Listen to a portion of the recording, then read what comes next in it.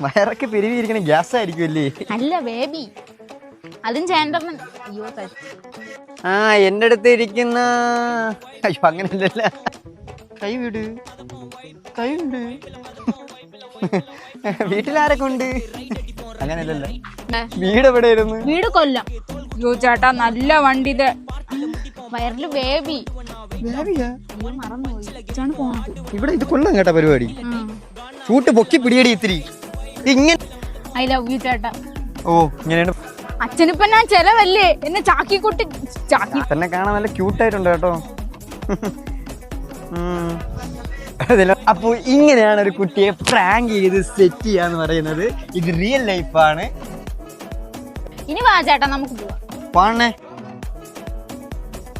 വെച്ചിരിക്കാതെ. I love you ചേട്ടാ. എനിക്ക് ചേട്ടനെ കണ്ടപ്പോഴേ ഇഷ്ടപ്പെട്ടു.